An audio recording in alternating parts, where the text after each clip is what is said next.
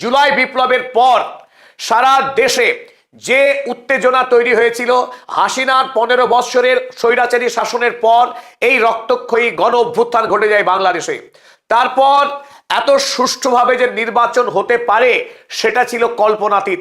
বাংলাদেশের মানুষ স্বতঃস্ফূর্তভাবে কাতারে কাতারে এসে তারা ভোট দিয়ে গণতান্ত্রিক অধিকার তারা প্রয়োগ করেছেন, কিন্তু ভোট ঠিক যতটা সুষ্ঠুভাবে সম্পাদিত হয়েছে, ভোট গণনার ক্ষেত্রে কিন্তু বেশ কিছু বড়সড় অনিয়ম হওয়ার খবর গোটা দেশ জুড়ে। এমনকি জামাতে আমির তিনি সাংবাদিক সম্মেলনে এই বিষয়টি পরিষ্কার করে তিনি বলেছেন যে কিছু কিছু ক্ষেত্রে বিএনপির প্রবীণ যারা নেতা, যাদের জয়কে সুনিশ্চিত করবার জন্য কাউন্টিং এ ইঞ্জিনিয়ারিং করা হয়েছে, সে বিষয়ে তার কাছে সুস্পষ্ট খবর রয়েছে। যদিও যে কথা আমরা বলছিলাম, আজ জামাতে আমির তিনি যে সহনশীলতা এবং দায়িত্বশীলতার পরিচয় দিয়েছেন, যে বাংলাদেশের জামাতে ইসলামী, এনসিপি সহ যে 11 দলীয় জোট এই ভোটে বিএনপির সঙ্গে মোকাবেলা করেছিল, তারা এই ভোটের ফলাফলকে মেনে নিয়েছে, পরাজয় স্বীকার করেছে। জনগণ তাদেরকে যে দায়িত্ব দিয়েছে বিরোধী দলের, সেই দায়িত্ব আগামী দিনে তারা সুষ্ঠুভাবে পালন করতে ব্রত হয়েছেন। কিন্তু প্রশ্ন, যেখানে জুলাই বিপ্লব বাংলাদেশের ইতিহাসে 1971 সালের পর সবচাইতে বড় ঘটনা, যে জুলাই বিপ্লবে বাংলাদেশের বিভিন্ন বিশ্ববিদ্যালয় এবং স্কুলের 1581 জন ছাত্র হাসিনা সরকারের পুলিশের গুলিতে ক্ষতবিক্ষত হয়েছে, 20,000-এরও বেশি বিপ্লবী আন্দোলনকারী তারা চিরদিনের মতো পঙ্গু হয়ে গিয়েছে। এতগুলো প্রাণের বিনিময়ে বাংলাদেশে যে গণ অভ্যুত্থান হয়েছিল, জুলাই বিপ্লব হয়েছিল, সেই জুলাই বিপ্লবকে পুঁজি করেই নতুন বাংলাদেশের স্বপ্ন দেখেছিল বাংলাদেশের অগণিত মানুষ।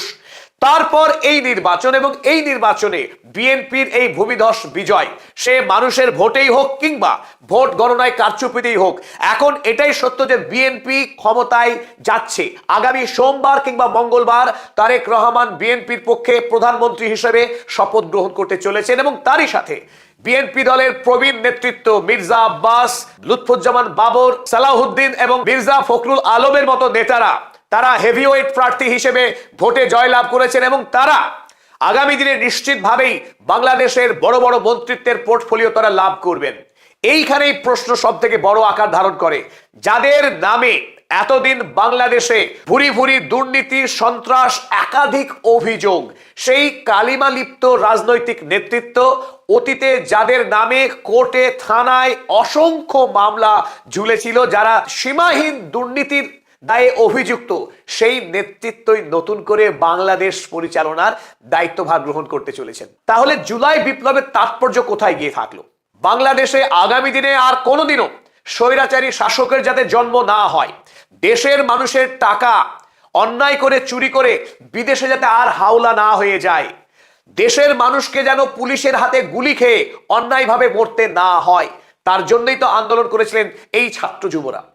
যদি সেই বিপ্লবের পর বাংলাদেশে এই ধরনের একটা নতুন সরকার দায়িত্বভার গ্রহণ করে, স্বাভাবিকভাবেই বাংলাদেশের বিশেষজ্ঞ মহলে একটা বড় সড় প্রশ্ন উঠে গেছে, এই সরকারের ভবিষ্যৎ কি, বাংলাদেশের মানুষের ভবিষ্যৎ কি? তারা যে স্বপ্ন নিয়ে ভোট দিয়েছেন, তাদের স্বপ্ন কি আদৌ সত্যি সত্যি পূরণ হবে? আবু সাঈদ বুক চিতিয়ে দিয়েছিলেন বাংলাদেশের জন্যে, ফাহাদ গুলি খেয়েছেন, খুন হয়েছেন বাংলাদেশকে নতুন করে গড়বার স্বপ্ন নিয়ে, ওসমান হাদি সর্বশেষ তিনি বলি হলেন বাংলাদেশের নির্বাচনের বলি। তিনি দেশকে ভালোবেসেছিলেন এবং আধিপত্যবাদ মুক্ত একটা স্বাধীন শক্তিশালী বাংলাদেশ গড়বার স্বপ্ন দেখেছিলেন এই তরতাজা যুবক, যিনি এখন কাজী নজরুল ইসলামের কবরের পাশে শায়িত আছেন চিরশান্তির ঘুমে। চির উন্নত শির তিনি করতে চেয়েছিলেন, বলো বীর, বলো উন্নত মামশির, সেই দাবি রেখে যিনি প্রাণ দিলেন বাংলাদেশের জন্য, সেই ওসমান হাদির কি হবে? আগামী দিনের বাংলাদেশ এই হাদিকে কি মনে রাখবে? আগামী দিনের বাংলাদেশ, যে সরকার নির্বাচিত হয়ে আসলো, আবু সাঈদের স্মৃতি, ফাহাদের স্মৃতি, তারা আগামী দিন কি লালন করবে? মির্জা ফখরুল আলম, যিনি হাদি খুন হবার পর 3 বার চেষ্টা করেও ওসমান হাদির নামটি সঠিক করে বলতে পারেননি, হাজি হাজি তিনি বলছে, এমনকি ইনকলাব মঞ্চের নাম পর্যন্ত তিনি বলতে পারেননি। দুর্ভাগ্য বাংলাদেশের, এই মির্জা ফখরুল আলম হয়তোবা আগামী দিনে বাংলাদেশের কোনো হেভিওয়েট মন্ত্রী হবেন, কিংবা আরো যদি কপাল ভালো হয় তিনি রাষ্ট্রপতি নির্বাচিত হবেন। স্বাভাবিকভাবেই হবেন, কারণ বাংলাদেশের 2/3 আসন জয়ী হয়েছে বিএনপি এককভাবে। তাই বর্তমান বাংলাদেশের বিএনপি যা চাইবে তাই করবে, আর সেটাকে আগামী দিনে বাংলাদেশের জনতাকে তাকিয়ে তাকিয়ে দেখতে হবে। যারা বিপ্লবীদের কটাক্ষ করেছে, বিপ্লবীদের যারা হেয় করেছে, যে বিপ্লবীরা প্রাণের রক্তের বিনিময়ে বাংলাদেশে জুলাই বিপ্লব ঘটিয়েছিল, তাদের উপর ভর করে বিনা পরিশ্রমে এই বিএনপির নেতারা তারা আজ রাষ্ট্র ক্ষমতা ভোগ করবে। অতীতে শেখ হাসিনা সরকার যেভাবে দেশের সম্পদকে বিদেশে পাচার করেছে, হাসিনা সরকারের মন্ত্রীরা দিনরাত শেখ হাসিনা, শেখ মুজিবুর রহমানের পরিবারের গুণকীর্তন করে তারা নিজেদের পরিবারের আখের গুছিয়ে নিয়েছে। ঠিক একই পথে বাংলাদেশ আবার একই জুতোতে পা গলালো। পরে বর্তমানে যে সমস্ত এমপিরা নির্বাচিত হলেন, তারাও ঠিক ওই একই পরিবার বন্দনাতেই তাদেরকে রত থাকতে হবে। এতদিন বাংলাদেশে শেখ মুজিবুর রহমান করে দিন রাত যে ভজন গীতি হতো বাংলাদেশের বেতার কেন্দ্রে, বজ্রকণ্ঠ বলে ভোরবেলায় বাজিয়ে দেওয়া হতো সেই কথা, একইভাবে আগামী দিনে শুনতে হবে নতুন এক পরিবারতান্ত্রিক গান। সেখানে তারেক রহমানের বন্দনা গীতি শুনতে হবে সকাল এবং রাত। নতুন করে যে একটা পরিবারতান্ত্রিকতা মুক্ত, রাজতান্ত্রিক কাঠামো মুক্ত গণতান্ত্রিক বাংলাদেশ গড়বার যে স্বপ্ন দেখেছিল ওসমান হাদিরা, সেই স্বপ্ন কিন্তু ধূলিসাৎ হয়ে গেল এই নির্বাচনী রায়ে। বাংলাদেশের মানুষ 2026 সালে বিএনপি দলের এই নির্বাচনী জয়ের পর সময়ের নিরিখে 2027 সালে না গিয়ে টাইম মেশিনে চেপে সময়ের ঘড়ি বেয়ে 2009 সালে এসে পৌঁছালো।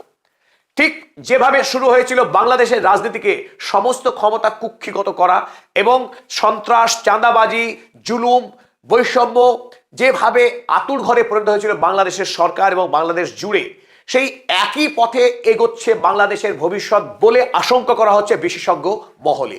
কারণ তারেক রহমান এবং তার যে প্রবীণ নেতৃত্ব, যারা সরকারের দায়িত্বভার গ্রহণ করতে চলেছেন আগামী সোমবার মঙ্গলবার, সেই মন্ত্রিসভার অধিকাংশ মন্ত্রী যারা হবেন বলে গুঞ্জন ইতিমধ্যেই, তাদের নামে ঝুড়ি ঝুড়ি অভিযোগ ছিল। খোদ তারেক রহমান, যাকে বাংলাদেশের একটা বড় অংশ খাম্বা তারেক বলে চিনতেন, হাওয়া মহলে 2001 থেকে 2006 সাল পর্যন্ত খালেদা জিয়ার নেতৃত্বে যে বাংলাদেশের সরকার চলেছিল, সেই সরকার পৃথিবীর ইতিহাসে অন্যতম দুর্নীতিগ্রস্ত সরকার হিসেবে কুখ্যাত হয়ে উঠেছিল। এবং সেই সময় খালেদা জিয়ার ছায়াতে বাংলাদেশের সরকার পরিচালনা করার যে অন্যায় অভিযোগ উঠেছিল তারেক রহমানের বিরুদ্ধে, হাওয়া ভবন থেকে সরকারের যাবতীয় ক্ষমতাকে কুক্ষিগত করে রাখা এবং বেআইনিভাবে বিপুল পরিমাণে চাঁদাবাজি এবং জুলুমবাজি করার অভিযোগ উঠেছিল এই তারেক রহমানের বিরুদ্ধে। যদিও জুলাই বিপ্লবের পর তার নামে ওঠা সমস্ত অভিযোগকে বাংলাদেশের সুপ্রিম কোর্ট খারিজ করে দিয়ে তাকে নির্দোষ বলে ঘোষণা করা হয়। এমনকি তার সাথে মির্জা আব্বাস, লুৎফুজ্জামান বাবরদের মতো যাদের নামে বেআইনিভাবে বিপুল পরিমাণে রাষ্ট্রীয় সম্পদকে কুক্ষিগত করা, নিজের পরিবার ও আত্মীয় স্বজনের মধ্যে বিপুল পরিমাণে সম্পত্তি বিলিয়ে দেওয়ার যে অভিযোগ ছিল, তাদেরকেও সুপ্রিম কোর্ট বেকসুর খালাস ঘোষণা করে দেয়। সেই সমস্ত লোকজন তারাই আজ ভাগ্যের পরিহাসে নতুন সরকার গড়তে যাচ্ছে। জুলাই বিপ্লবে বাংলাদেশের তরুণ ছাত্র যুবরা আন্দোলন করেছিল হাসিনা সরকারের দুর্নীতির বিরুদ্ধে, কিন্তু অদ্ভুতভাবে বিএনপি দলের যারা এতদিন ঠিক একই কাজে অভিযুক্ত ছিল, সেই সমস্ত নেতা নেত্রীরাই আগামী দিনে বাংলাদেশের চালক রূপে আসন গ্রহণ করতে যাচ্ছেন। এইখানেই প্রশ্ন ওঠে, সত্যি কি বাংলাদেশ নতুন পথে এগোচ্ছে, নাকি ঘড়ির কাঁটা পিছিয়ে দিয়ে অতীতের দিকে এগোতে শুরু করেছে? তাহলে বিপ্লব, বাংলাদেশের মানুষের আকাঙ্ক্ষা, তার কি হবে? এই নির্বাচনের সঙ্গেই তাৎপর্যপূর্ণভাবে বাংলাদেশে গণভোট সম্পন্ন হয়েছে, যে গণভোটে 68% মানুষ রায় দিয়েছে গণভোটের পক্ষে এবং বিপক্ষে মত এসেছে 31.94%। 60% মত পক্ষে এলেই গণভোটের প্রস্তাব গৃহীত হওয়ার যোগ্য হয়। যেহেতু বাংলাদেশে 68% ভোটদাতা তারা মত দিয়েছে গণভোটের প্রস্তাবের পক্ষে, তাই আশা করা হচ্ছে আগামী 180 দিনের মধ্যেই যে একগুচ্ছ প্রস্তাব জুলাই বিপ্লবের দাবি ছিল সেগুলো বাস্তবায়িত হবে। প্রথমত কোনো প্রধানমন্ত্রী 10 বছরের বেশি তিনি ক্ষমতায় থাকতে পারবেন না। প্রধানমন্ত্রী যিনি হবেন তিনি দলীয় প্রধান হিসেবে কার্যভার চালাতে পারবেন না, এটা পৃথকীকরণ করতে হবে। দ্বিতীয়ত, বাংলাদেশে এতদিন এক কক্ষ বিশিষ্ট আইনসভা ছিল, কেবলমাত্র লোকসভা ছিল, কোনো উচ্চ কক্ষ ছিল না। তাই এবার দ্বি কক্ষ বিশিষ্ট আইনসভা, উচ্চ কক্ষ আগামী দিনে 100 জন সদস্য বিশিষ্ট এই উচ্চ সভা আগামী দিনে নিশ্চিতভাবে তৈরি হবে, এটা আশা করা যায়। পাশাপাশি বিচার ব্যবস্থাকে স্বতন্ত্র করা। এতদিন প্রধানমন্ত্রী, বিশেষ করে শেখ হাসিনার সময়ে 2009 সালের পর থেকে তিনি সমস্ত রাষ্ট্র ব্যবস্থাকে নিজের হাতে নিয়ে তিনি স্বৈরাচারী শাসন ব্যবস্থা চালিয়ে আসছিলেন। বিচারক কে হবে সেটাও ঠিক করতেন প্রধানমন্ত্রী। এই ব্যবস্থাকে ভাঙার জন্য এবার গণভোটে রায় দেওয়া হয়েছে, অর্থাৎ আগামী দিনে সুপ্রিম কোর্ট তার বিচারপতি কে হবে সেটা স্বতন্ত্রভাবে ঠিক হবে, ঠিক করবেন না প্রধানমন্ত্রী। এবং অপর গুরুত্বপূর্ণ সিদ্ধান্ত যে একজন এমপি চাইলে তিনি দলের যে সিদ্ধান্ত বা দলের যে মতামত তার বিরুদ্ধেও তিনি মতামত দিতে পারবেন লোকসভায়, তাতে তার সদস্যপদ খারিজ হবে না। এতদিন ধরে বাংলাদেশের লোকসভাতে যে কুনাট্য আমরা দেখে এসেছি যে প্রতিজন সাংসদ তার নির্ধারিত 2 মিনিট সময় বা 5 মিনিট সময়ের মধ্যে বঙ্গবন্ধু শেখ মুজিবুর রহমান তার গুণকীর্তন এবং প্রধানমন্ত্রী শেখ হাসিনার গুণকীর্তন করতে গিয়েই 4.5 মিনিট কাটিয়ে দিতেন 5 মিনিট সময়ের মধ্যে, 30 সেকেন্ড সময়ও তিনি তার নিজের এলাকাকে দিতেন না। এই যে চাটুকারিতার রাজনীতি বাংলাদেশে আগামী দিনে পরিবর্তন কি হবে এটাই প্রশ্ন। তাই গণভোটে যে সমস্ত প্রস্তাব গৃহীত হয়েছে সেই প্রস্তাব আগামী 180 দিনের সময়ে এই নির্বাচিত বিএনপি সরকার তারা বাস্তবায়িত করার পথে হাঁটে কিনা সেটা তীক্ষ্ণভাবে দৃষ্টি রাখা দরকার। বিরোধী জামায়াতে ইসলামী এনসিপি জোট, বাংলাদেশের সাধারণ প্রতিটি মানুষ তাদের আজ সজাগ হবার সময় এসেছে, তাদের আজ হাতে দায়িত্ব গ্রহণ করার সময় এসেছে। তারা যদি সজাগ না হয়, বাংলাদেশের গণমাধ্যম তারা যদি দায়িত্বভার গ্রহণ না করে, সরকারকে যদি পদে পদে প্রশ্ন না করে, সরকারের সদিচ্ছা নিয়ে সরকারের উদ্যোগ নিয়ে, তাহলে বাংলাদেশ পুনরায় নতুন করে আরো এক স্বৈরাচারী সরকারের জন্ম হবে, এতে বিন্দুমাত্র সন্দেহ নাই। তাই আজকের এই সময়ে দাঁড়িয়ে আমরা যে কথা বলবো, বাংলাদেশে নির্বাচন হয়েছে, গণভোট হয়েছে, কিন্তু বাংলাদেশ বিপদ মুক্ত হয়নি। বাংলাদেশ এখনো খাদের কিনারায় দাঁড়িয়ে। এই নতুন সরকার আগামী দিনে বাংলাদেশের যে ভয়ঙ্কর বিপদ, যে ক্রান্তিকালের মধ্যে দিয়ে বাংলাদেশ যাচ্ছে, তার যে গুরু দায়িত্ব, সেই দায়িত্ব কতটা পালন করতে পারে সফলভাবে, নাকি আগামী দিনে মুখ থুবড়ে পড়বে এই সরকার। তার অন্যতম আশঙ্কা এই যে তারেক রহমান তিনি 18 বছর ধরে প্রবাসে ছিলেন, বাংলাদেশে ছিলেন না। সেই সময়ে যে সমস্ত সিনিয়র লিডার বিএনপি যারা বাংলাদেশে ছিলেন, মির্জা আব্বাস এবং সালাহুদ্দিনের মতো মানুষজন, তারা এই সরকারে হেভিওয়েট মন্ত্রিত্ব পাবেন।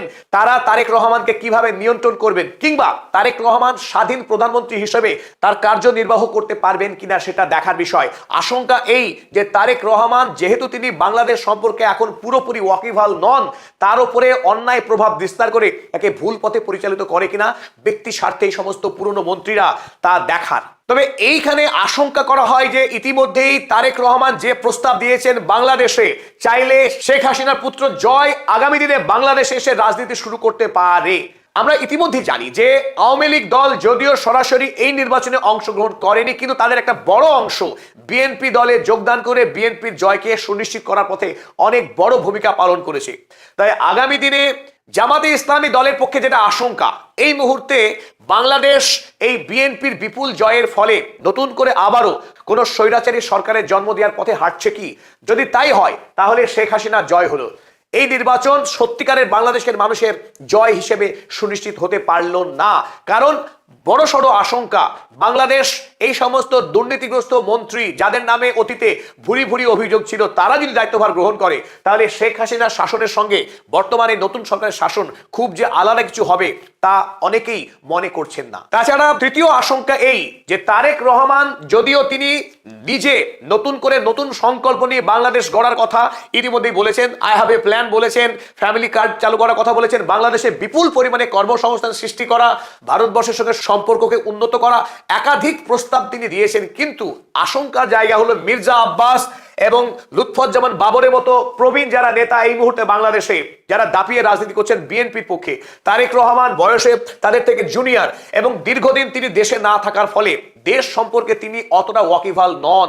তাই প্রধানমন্ত্রী হিসাবে তিনি কতটা স্বাধীনতা পাবেন, বা এই সমস্ত প্রবীণ নেতারা যাদের নামে ভুরি ভুরি অভিযোগ আছে কেলেঙ্কারির, দুর্নীতির, তারা তারেক রহমানকে কিভাবে পরিচালিত করেন তা নিয়ে রীতিমতো আশঙ্কা আছে যে তারেক রহমানকে ভুল পথে পরিচালিত করবেন ব্যক্তিগত স্বার্থে মির্জা আব্বাসদের মতো যারা প্রবীণ নেতা আছে বিএনপির।